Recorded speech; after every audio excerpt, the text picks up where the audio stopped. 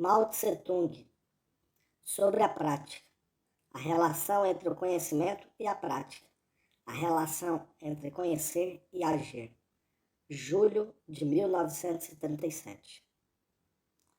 O materialismo pré-marxista considerava os problemas do conhecimento sem ter em conta a natureza social dos homens, nem o desenvolvimento histórico da humanidade, e por essa razão era incapaz de compreender que o conhecimento depende da prática social, quer dizer, depende da produção e da luta de classes.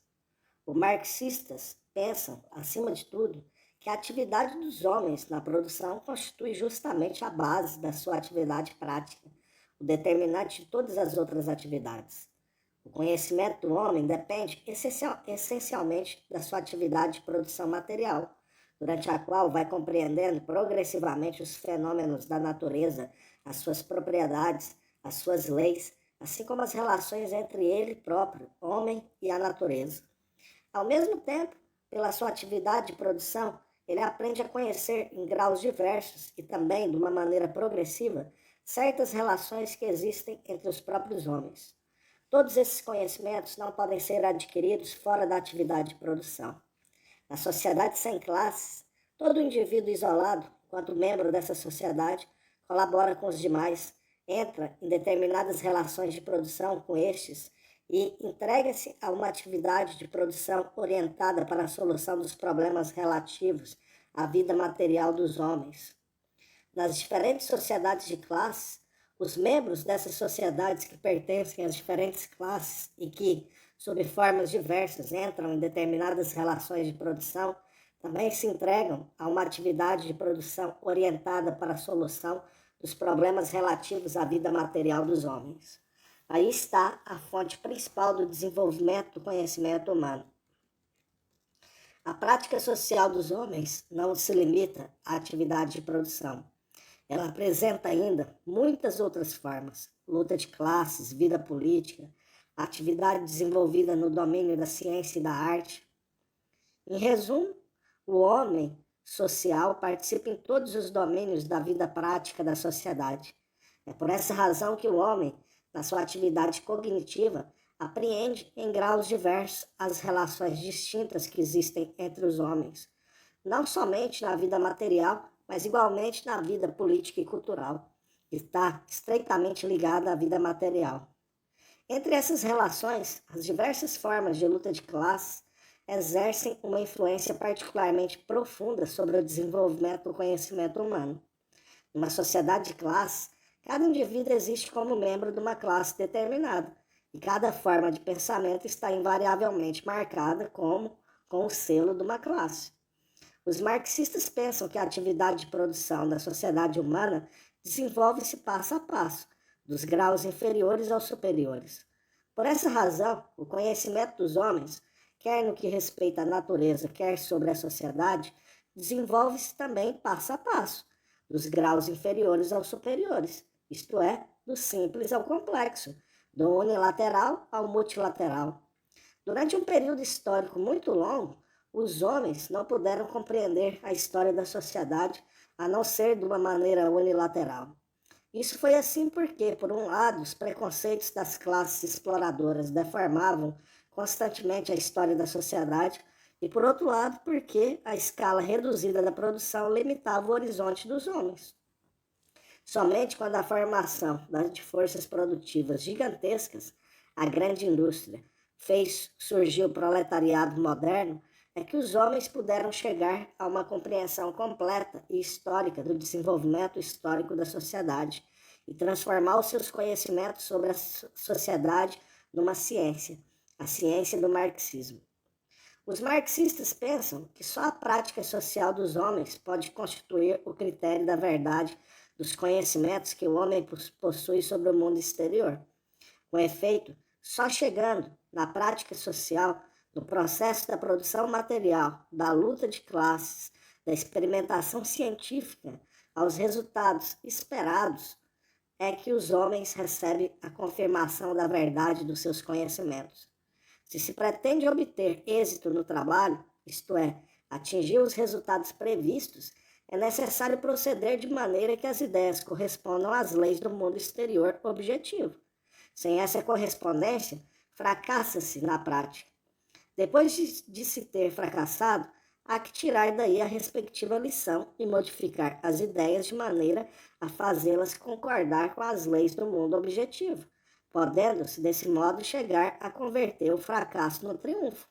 É o que se quer dizer com, abre aspas, a derrota é a mãe da vitória, fecha aspas, e, abre aspas, cada revés torna-nos mais experimentados, fecha aspas. A teoria materialista dialética do conhecimento põe a prática em primeiro lugar, sustentando que o conhecimento humano não pode estar, em nenhum grau, desligado da prática, e rejeitando todas as teorias erradas que negam a importância da prática e desligam o conhecimento da prática. Lenin dizia, abre aspas, a prática é superior ao conhecimento teórico, pois ela tem não somente a dignidade do geral, mas também a do real imediato, fecha aspas. O materialismo dialético da filosofia marxista tem duas particularidades mais evidentes. Uma é o seu caráter de classe. Afirma abertamente que o materialismo dialético serve o proletariado. A outra é o seu caráter prático. Sublinha o fato de a teoria depender da prática, de a teoria basear-se na prática e, por sua vez, servir à prática. A verdade de um conhecimento ou de uma teoria é determinada não por uma apreciação subjetiva, mas sim pelos resultados da prática social objetiva. O critério da verdade não pode ser outro senão a prática social. O ponto de vista da prática é o ponto de vista primordial, fundamental da teoria materialista dialética do conhecimento. Mas de que maneira o conhecimento humano nasce da prática e como serve a seu turno essa mesma prática? Para compreender isso, basta examinar o processo de desenvolvimento do conhecimento. Com efeito, no processo de sua atividade prática, os homens não veem, ao começo, senão o aspecto exterior dos diferentes fenômenos encontrados ao longo desse processo. Eles veem aspectos isolados dos fenômenos, a ligação externa dos fenômenos isolados. É assim que, por exemplo, as pessoas vindas do exterior para investigar em Yan'an viram, no primeiro ou segundo dia, a configuração, as ruas e as casas da região. Entraram em contato com muita gente, assistiram a recepções, saraus, reuniões, ouviram distintas intervenções, leram diversos documentos. Tudo isso são os aspectos exteriores dos fenômenos, aspectos isolados desses fenômenos, a sua ligação externa. Esse grau do processo do conhecimento chama-se grau da percepção sensível, isto é, o grau das sensações e das representações. Esses diferentes fenômenos encontrados em Yan'an, atuando sobre os órgãos dos sentidos dos senhores dos grupos de investigação, suscitaram neles sensações determinadas. Na sua consciência surgiu toda uma série de representações e estabeleceu-se um laço aproximativo exterior entre essas representações. Tal é o primeiro grau do conhecimento. Nesse grau, os homens ainda não podem elaborar conceitos profundos nem proceder a conclusões lógicas. A continuação da prática social implica a múltipla repetição de fenômenos que suscitam sensações e representações no homem. É então que se produz na consciência humana uma mutação súbita, um salto no processo do conhecimento, o aparecimento dos conceitos. O conceito já não reflete mais os aspectos exteriores dos fenômenos, os seus aspectos isolados, a sua ligação externa. Ele capta a essência dos fenômenos, os fenômenos no seu conjunto, a ligação interna dos fenômenos. Entre o conceito e a sensação, a diferença não é somente quantitativa, ela é também qualitativa. O desenvolvimento que intervém ulteriormente nessa direção, o emprego dos métodos de juízo, de dedução, podem desembocar em conclusões lógicas. Quando, no Romance dos Três Reinos, se diz, abre aspas, basta um franzir de sobrolho para que um estratagema venha à mente, fecha aspas. Ou ainda quando nós dizemos, correntemente, abre aspas, deixe-me refletir, fecha aspas. Isso significa que o homem opera intelectualmente usando conceitos, a fim de fazer juízos e proceder a deduções. Esse é o segundo grau do conhecimento. Os senhores dos grupos de investigação que vêm até nós, depois de reunirem um material variado e refletirem sobre ele, podem fazer o juízo seguinte, abre aspas, a política de Frente Única Nacional Antijaponesa aplicada pelo Partido Comunista aparece consequentemente sincera e honesta, fecha aspas. E se com a mesma honestidade eles são partidários da unidade a fim de assegurar a salvação da pátria, após um tal juízo poderão ir ainda mais longe e extrair a conclusão seguinte, abre aspas, a Frente Única Nacional Antijaponesa pode ter êxito, fecha aspas. No processo geral do conhecimento de qualquer fenômeno pelos homens, esse grau dos conceitos, dos juízos e das deduções aparece como um grau ainda mais importante, o grau do conhecimento racional.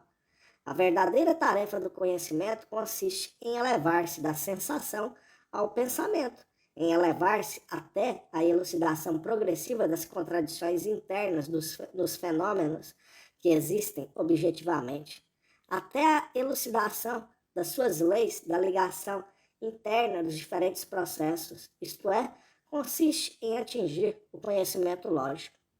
Nós, repetimos, o conhecimento lógico difere do conhecimento sensível, na medida em que o conhecimento sensível abraça aspectos isolados dos fenômenos, os seus aspectos exteriores, a ligação externa dos fenômenos, enquanto que o conhecimento lógico, fazendo um enorme passo em frente, abarca os fenômenos por inteiro, a sua essência e a sua ligação interna dos fenômenos, eleva-se até o ponto de evidenciar as contradições internas do mundo objetivo e, por isso mesmo, pode chegar a dominar o desenvolvimento desse mundo da sua integridade com as suas ligações gerais internas.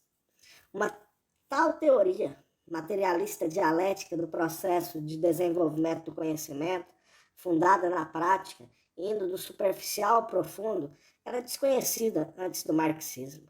Foi o materialismo marxista que, pela primeira vez, resolveu corretamente esse problema, pôs em evidência, de uma maneira materialista e dialética, o movimento do conhecimento segundo a linha do seu aprofundar contínuo, o movimento progressivo do conhecimento dos homens como seres sociais na prática complexa e constantemente repetida da produção e da luta de classes. O movimento do conhecimento sensível ao conhecimento lógico. Lenin dizia, abre aspas, as abstrações de matéria e de lei natural, a abstração do valor, etc. Numa palavra, todas as abstrações científicas, justas, sérias, não arbitrárias, refletem a natureza mais profundamente, mais fielmente, mais completamente. Fecha aspas. O marxismo-leninismo considera que os traços distintivos dos dois graus do processo do conhecimento consistem no fato de o conhecimento intervir no grau inferior, enquanto o conhecimento sensível, ao passo que intervém no grau superior como conhecimento lógico. Todavia, esses dois graus constituem os graus de um processo único do conhecimento. O conhecimento sensível e o conhecimento racional diferem pelo seu caráter, mas não estão separados um do outro, estão unidos na base prática. A nossa prática testemunha que os fenômenos de que temos uma percepção sensível não podem ser imediatamente compreendidos por nós, e só os fenômenos compreendidos podem ser sentidos de uma maneira mais profunda. A sensação não pode resolver mais do que o problema dos aspectos exteriores dos fenômenos. O problema da essência não pode ser resolvido senão pelo pensamento teórico. A solução desses problemas não pode separar-se em grau nenhum da prática. Todo aquele que quiser conhecer um fenômeno não poderá consegui-lo sem pôr-se em contato com esse fenômeno, isto é, sem viver, entregar-se à prática no seu próprio seio. Era impossível conhecer de antemão as leis da sociedade capitalista enquanto se estava vivendo a sociedade feudal, dado que o capitalismo ainda não tinha surgido e faltava a prática correspondente. O marxismo só podia ser produzido pela sociedade capitalista. Na época do capitalismo liberal, Marx não podia conhecer concretamente, de antemão, certas leis próprias da época do imperialismo, dado que o imperialismo, estado supremo do capitalismo, ainda não tinha feito a sua aparição e faltava a prática correspondente. Só Lenin e Stalin puderam assumir essa tarefa. Marx, Engels, Lenin e Stalin puderam criar a sua teoria não só em razão do seu gênio, mas sobretudo porque tomaram pessoalmente parte na prática correspondente a essa época da luta de classe e das experiências científicas. Sem essa última condição, nenhum gênio teria podido chegar ao sucesso. A expressão, abre aspas, o bacharel, sem atravessar o umbral da sua porta, pode conhecer tudo o que se passa na Terra, fecha aspas. Era uma frase vazia dos tempos antigos em que a técnica não estava ainda desenvolvida. E se na nossa época de técnica desenvolvida isso aparece realizável, apenas os indivíduos ligados à prática do, abre aspas, que se passa na Terra, fecha aspas, podem possuir conhecimentos autênticos adquiridos graças à sua experiência pessoal. Esses indivíduos, na sua prática, adquirem conhecimentos que, graças à escrita e à técnica, podem ser transmitidas ao bacharel, dando-lhe a possibilidade de conhecer indiretamente tudo o que se passa na Terra. Para conhecer diretamente um fenômeno ou fenômenos, é indispensável participar em pessoa na luta prática que visa modificar a realidade. Esse fenômeno ou esses fenômenos, pois só participando pessoalmente em tal luta prática se torna possível entrar em contato com o aspecto exterior do fenômeno ou fenômenos. Só assim é possível descobrir a essência do fenômeno ou fenômenos e compreendê-los. Tal é o processo de conhecimento que os homens seguem na realidade. Só que alguns deformam deliberadamente os fatos e pretendem o contrário. Os mais ridículos são os chamados sabe-tudo, que, cheios de conhecimentos ocasionais, fragmentários, consideram-se autoridades número 1 do mundo, o que comprova justamente a sua fatuidade desmesurada. O conhecimento é uma questão de ciência, não admite a menor desonestidade ou presunção. O que se requer é precisamente o contrário, honestidade, modéstia. Se deseja adquirir conhecimentos, há que tomar parte na prática que transforma a realidade. Se quer conhecer o gosto de uma pera, há que transformá-la, prová-la.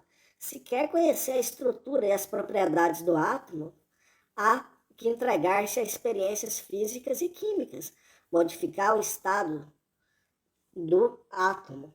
Se quer conhecer a teoria e os métodos da revolução, há que participar na revolução.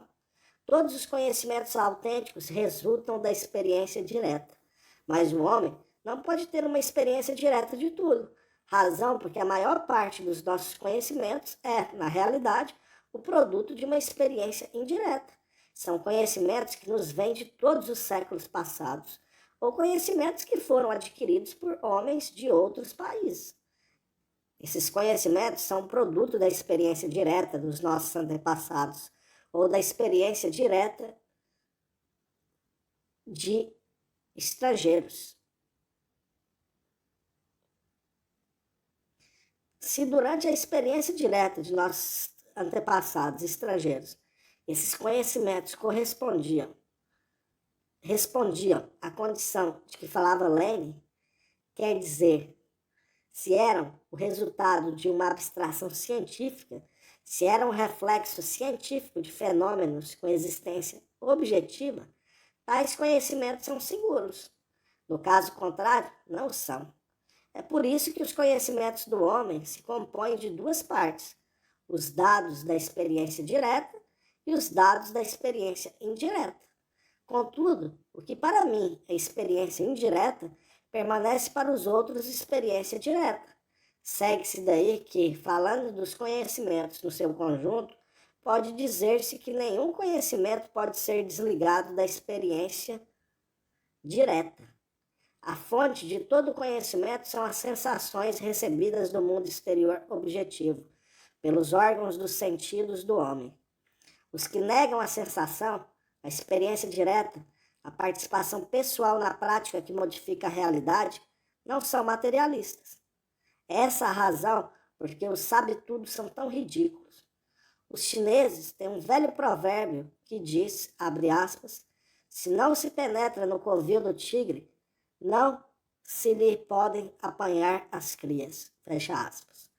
Esse provérbio é verdadeiro para a prática humana e, na mesma medida, para a teoria do conhecimento.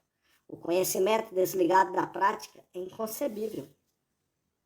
Para pôr em evidência o movimento materialista dialético do conhecimento, que surgiu na base da prática modificadora da realidade, movimento do conhecimento segundo a linha do aprofundar progressivo, vamos dar ainda alguns exemplos concretos. No período inicial da sua prática, período da destruição das máquinas e da luta espontânea, o proletariado, no seu conhecimento da sociedade capitalista, apenas se encontrava no grau do conhecimento sensível e não conhecia mais do que os aspectos isolados e a ligação externa dos diferentes fenômenos do capitalismo. Nessa época, o proletariado ainda não era mais do que aquilo a que se chama uma classe em si.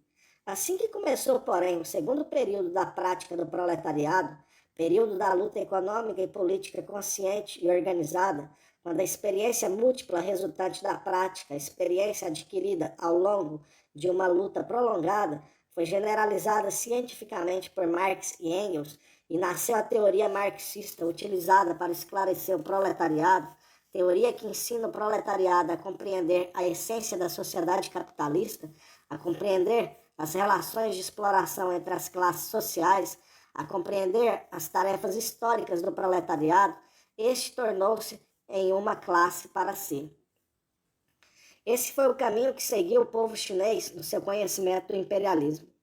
O primeiro grau foi o do conhecimento sensível, superficial, o da luta indiscriminada contra os estrangeiros, a época do movimento do reino celestial dos Taipings, do movimento Irotuan e outros.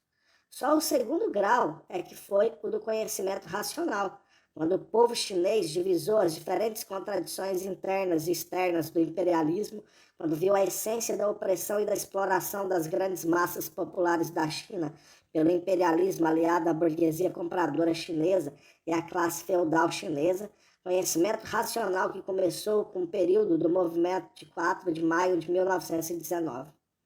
Vejamos agora a guerra. Se a guerra fosse dirigida por pessoas sem experiência militar, no começo, elas não poderiam compreender as leis profundas que regem o desenrolar de uma dada guerra concreta. Por exemplo, o desenrolar de nossa guerra revolucionária agrária dos últimos 10 anos.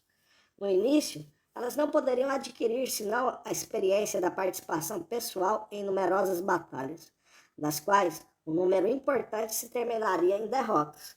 Contudo, essa experiência, a experiência das vitórias e, sobretudo, a das derrotas, dar-lhes-ia a possibilidade de compreender os elementos de ordem interna que marcam toda a guerra no seu conjunto. Quer dizer, as leis dessa guerra concreta, de compreender a estratégia e a tática e, em consequência, dar-lhes-ia a possibilidade de dirigir a guerra com segurança.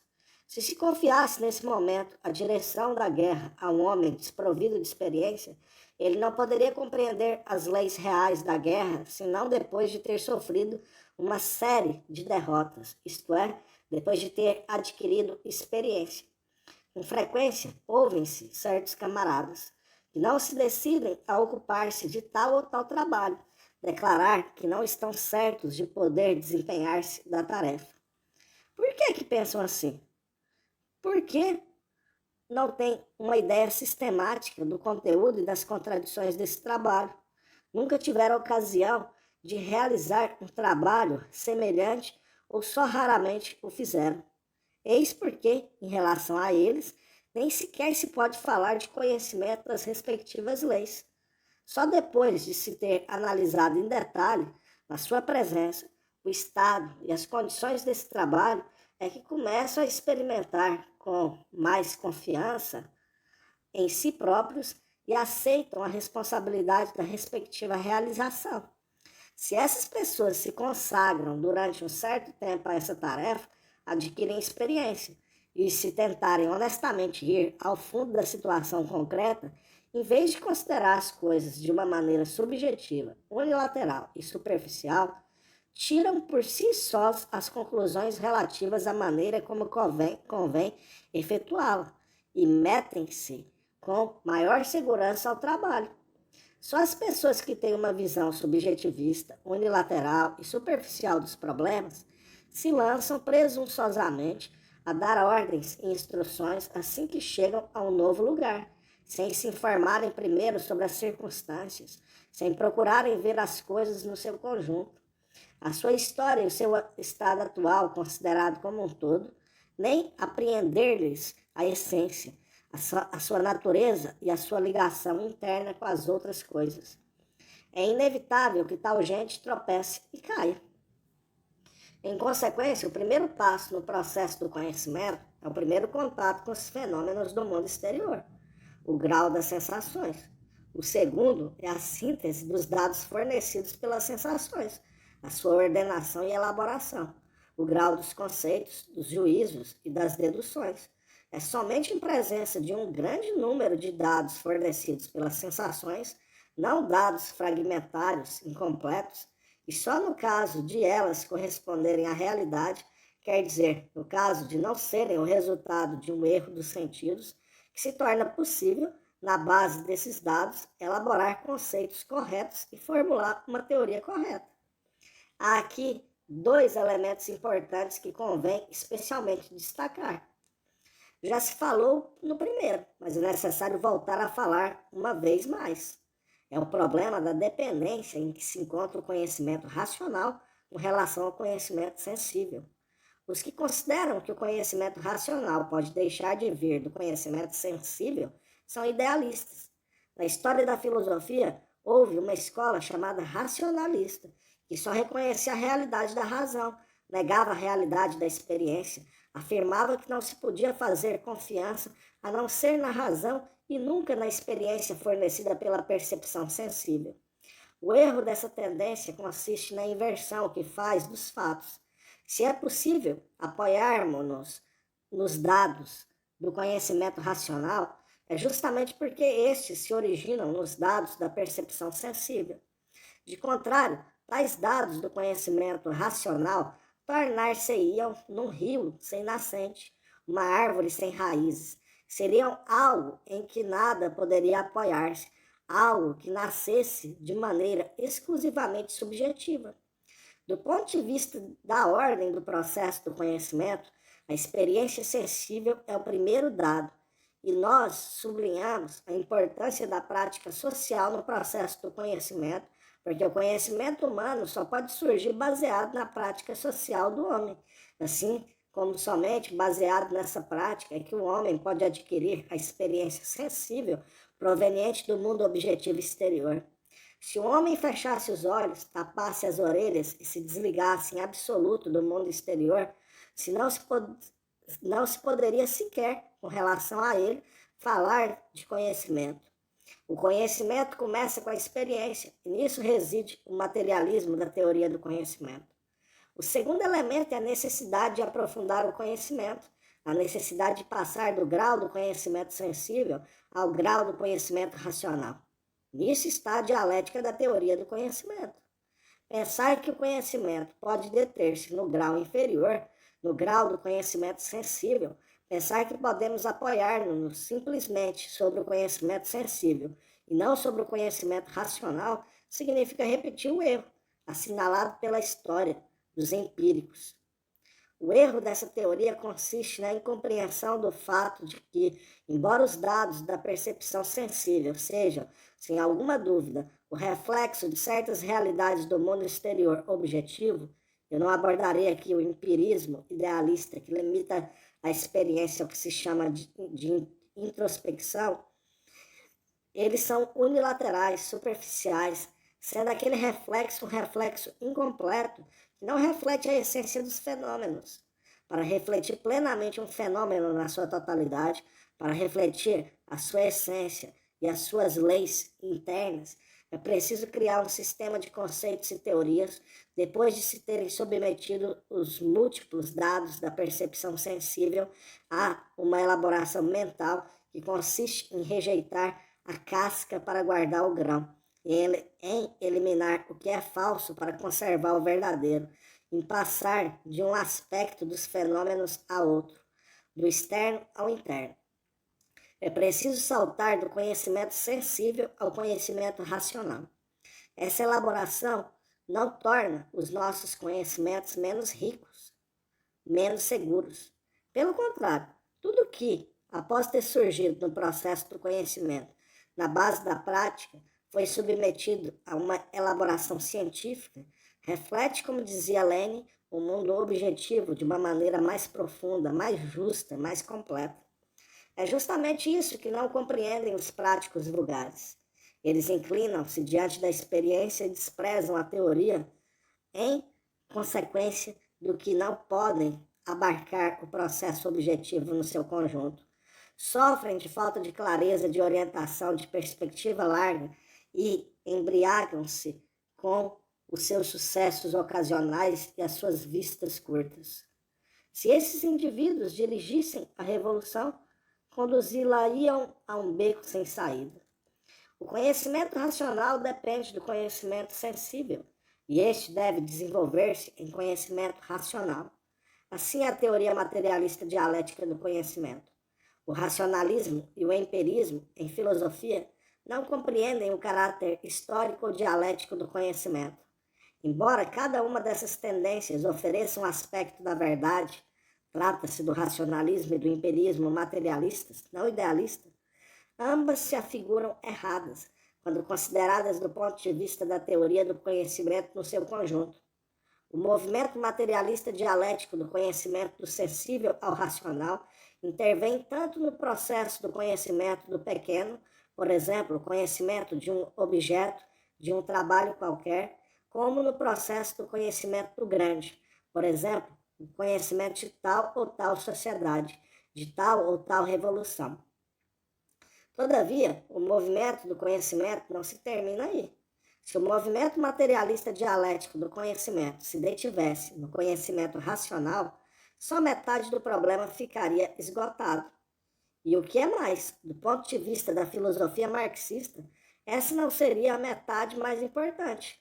A filosofia marxista sustenta que a questão mais importante não é compreender as leis do mundo objetivo e poder, por isso, explicá-lo, mas sim utilizar o conhecimento dessas leis para transformar ativamente o mundo. Do ponto de vista marxista, a teoria é importante, e a sua importância exprime-se plenamente na seguinte frase de Lenin, abre aspas, sem teoria revolucionária não há movimento revolucionário, fecha aspas. Contudo, o marxismo atribui uma grande importância à teoria, justa e unicamente porque ela pode guiar a atividade prática. Se, quando conhecemos uma teoria justa, contentamos-nos em fazer dela um simples tema de conversação e, em vez de a pormos em práticas, deixamos-la de lado, essa teoria, por mais bela que seja, não poderá ter qualquer significação. O conhecimento começa pela prática. E uma vez adquirido o conhecimento teórico através da prática, há que levá-lo de novo à prática. A função ativa do conhecimento não se exprime somente no salto ativo do conhecimento sensível ao conhecimento racional, mas também, e o que ainda é mais importante, no salto do conhecimento racional à prática revolucionária.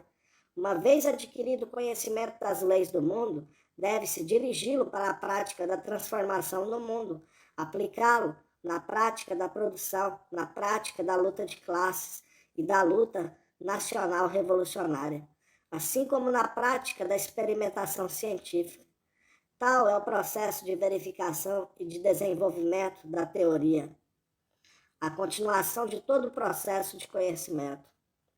A questão de saber se uma proposta teórica corresponde à verdade objetiva não é, nem pode ser, inteiramente resolvida no movimento do conhecimento sensível ao conhecimento racional de que acima falamos.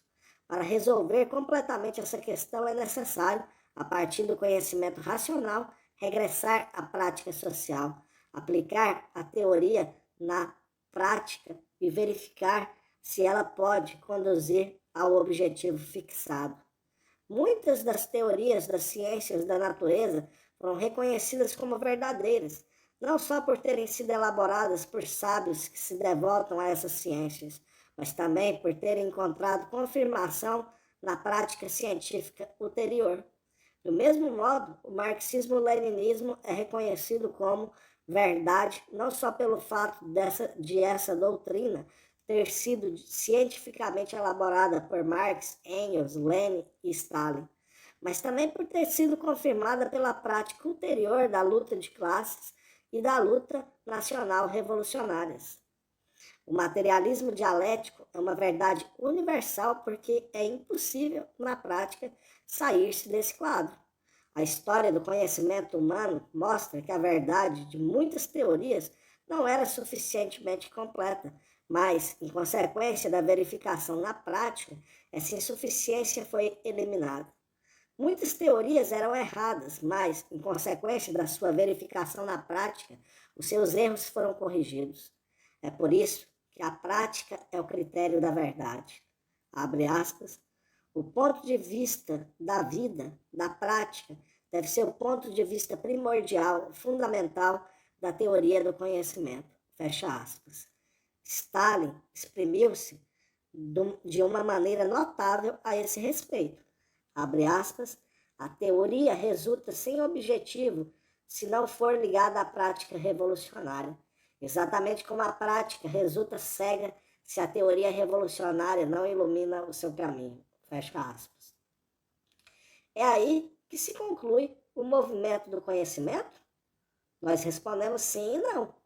O homem, enquanto membro da sociedade que participa na prática da modificação de um processo objetivo determinado, num determinado estágio do seu desenvolvimento, seja na prática da modificação de um processo produzindo-se na natureza, seja na prática da modificação de um processo social qualquer, recebe, sob a influência do reflexo do processo objetivo e da sua própria atividade subjetiva, a possibilidade de passar do conhecimento sensível ao conhecimento racional e de criar ideias, teorias, planos ou projetos que correspondem, em geral, às leis desse processo objetivo.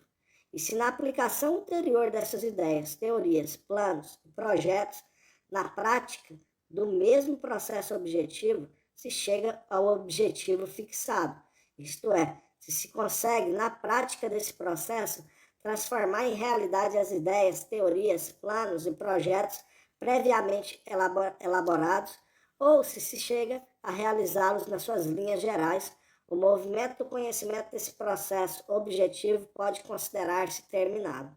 Por exemplo, no processo de uma modificação da natureza, a realização do plano de uma construção, a confirmação de uma hipótese científica, a criação de um mecanismo, a recolha de uma planta cultivada, ou então, no processo de uma modificação da sociedade, o sucesso de uma greve, a vitória numa guerra, a execução de um programa de ensino, tudo isso significa que o objetivo fixado foi atingido. Contudo, de um modo geral, tanto na prática da modificação da natureza como na da modificação da sociedade, é extremamente raro que as ideias, teorias, planos e projetos previamente elaborados pelos homens se realizem sem sofrer a mínima alteração. Isso produz-se porque as pessoas que modificam a realidade encontram-se geralmente condicionadas por múltiplas limitações. Elas encontram-se limitadas não somente pelas condições científicas e técnicas, mas ainda pelo desenvolvimento do próprio processo objetivo e pelo grau em que ele se manifesta, por ainda não terem sido completamente esclarecidos os diferentes aspectos e a essência do próprio processo objetivo. Em tal situação, dada a formação na prática de circunstâncias imprevistas, as ideias, as teorias, os planos e os projetos resultam, muitas vezes, parcialmente modificados, em alguns casos, até mesmo completamente. Isso significa que existem casos em que as ideias, teorias, planos e projetos tal como tinham sido originalmente elaborados, não correspondem em parte ou no todo à realidade. Resultam parcial ou totalmente errados.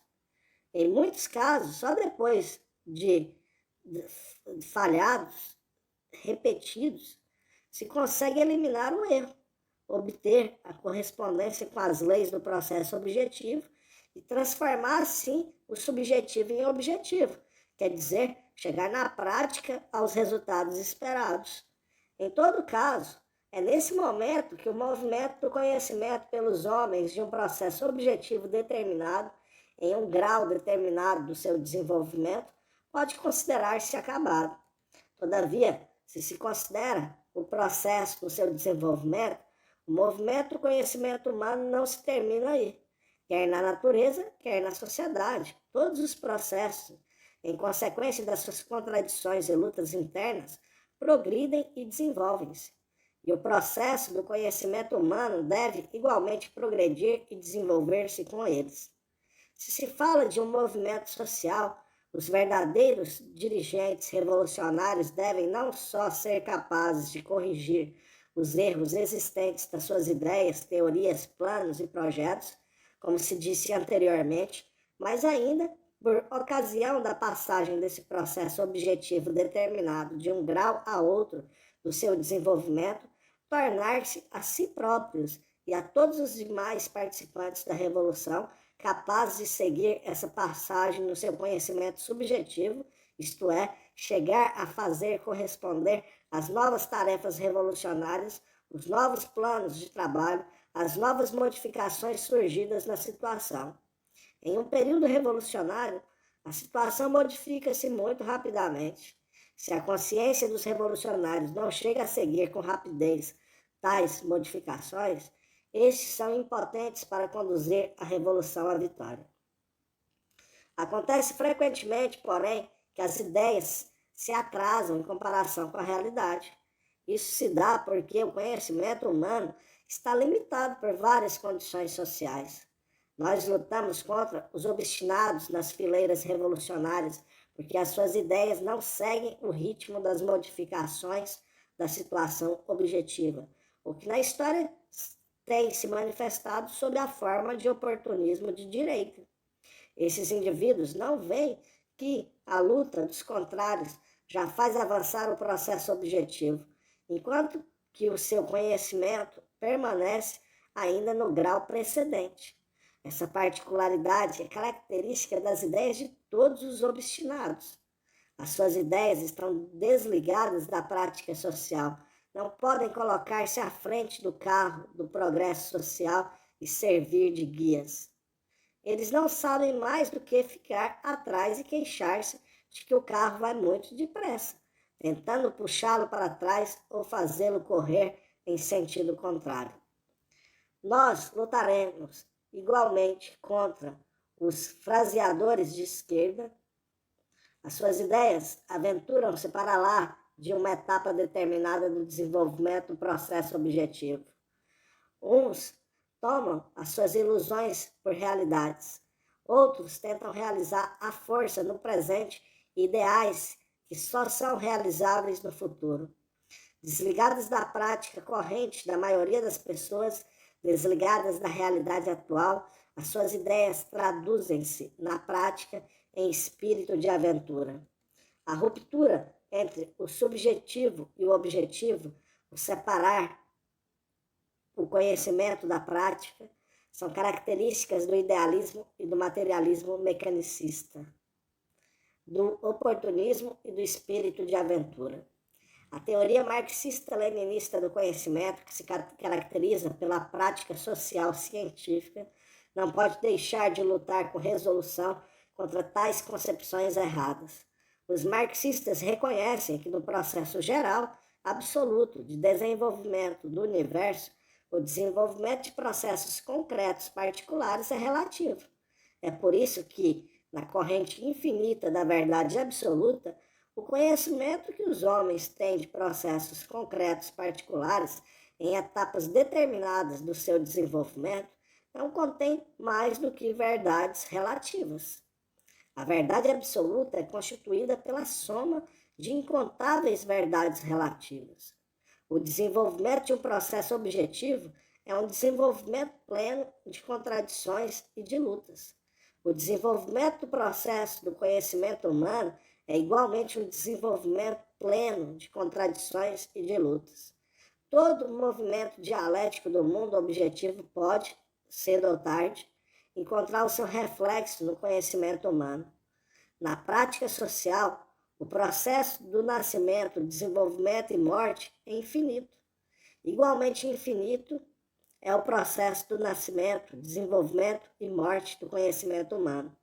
É justamente porque a prática que modifica a realidade objetiva na base de ideias, teorias, planos e projetos determinados está em progressão constante que o conhecimento humano da realidade objetiva se aprofunda sem cessar. O movimento de modificação do mundo real objetivo é eterno e ilimitado. Igualmente eterno e ilimitado é o conhecimento que os homens obtêm da verdade no processo da prática. O marxismo-leninismo não põe de maneira alguma fim à descoberta da verdade. Pelo contrário, ele abre sem cessar as vias do conhecimento da verdade no processo da prática.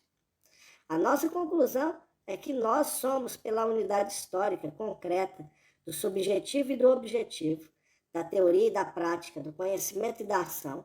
Nós somos contra todas as concepções erradas, de esquerda e de direita, desligadas da história concreta.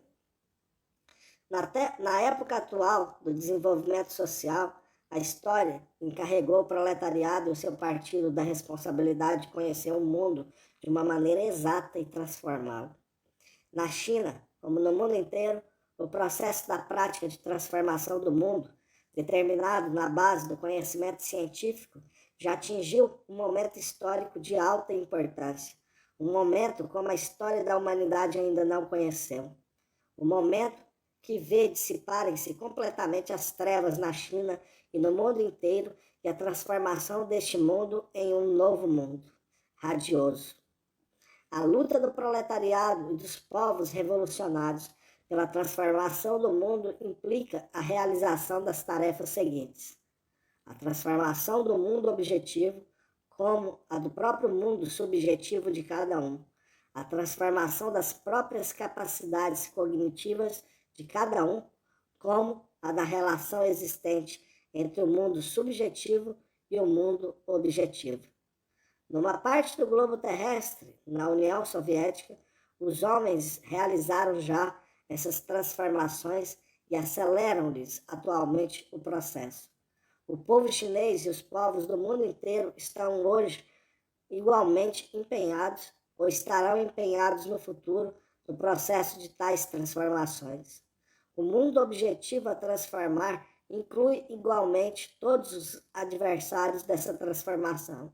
Eles devem, no início, passar pela etapa da transformação, pela coação, depois do que poderão abordar a etapa da reeducação consciente, a época em que a humanidade inteira passará conscientemente a sua própria transformação e a transformação do mundo. Será a etapa do comunismo no mundo inteiro. Pela prática, descobrir as verdades e, igualmente pela prática, confirmá-las e desenvolvê-las. Passar ativamente do conhecimento sensível ao conhecimento racional. Depois, passar do conhecimento racional à direção ativa da prática revolucionária, para transformar o mundo subjetivo e objetivo. A prática, o conhecimento e, novamente, a prática e o conhecimento, essa forma da sua repetição cíclica é infinita. Além disso, o conteúdo de cada um desses ciclos de prática e de conhecimento vai se elevando a um nível cada vez mais alto. Tal é, no seu conjunto, a teoria materialista dialética do conhecimento. Tal é a concepção materialista dialética da unidade do conhecimento e da ação. Esse texto foi escrito no nosso partido. Houve camaradas dogmáticos que rejeitaram durante muito tempo a experiência da Revolução Chinesa, negando essa verdade segundo a qual o marxismo não é um dogma, mas antes um guia para a ação, e não fazendo mais do que amedrontar as pessoas com palavras e frases isoladas, extraídas à sorte dos textos marxistas. Igualmente existiram outros camaradas empíricos que durante muito tempo se reduziram à sua fragmentada experiência pessoal, sem compreenderem a importância da teoria para a prática revolucionária, nem verem a situação da revolução no seu conjunto. Por mais zelosamente que trabalhassem, o seu trabalho fazia-se às cegas. As concepções erradas desses dois grupos de camaradas, em particular as concepções dogmáticas, causaram um prejuízo enorme à Revolução Chinesa durante os anos de 1931 a 1934. Além disso, os dogmáticos envoltos na toga marxista introduziram em erro muitos dos nossos camaradas. O presente artigo foi escrito com o fim de desmascarar, partindo da teoria marxista do conhecimento, os erros de caráter subjetivista cometidos pelos partidários do dogmatismo e do empirismo, sobretudo os primeiros, no interior do nosso partido. Neste trabalho, o acento está posto na denúncia dessa variedade de subjetivismo que menospreza a prática, o dogmatismo. E é por isso que se intitula Sobre a Prática. As ideias desenvolvidas aqui pelo camarada Mao Tse-tung foram oportunamente expostas numa conferência que fez na Academia Militar e Política Anti-Japonesa de Iena.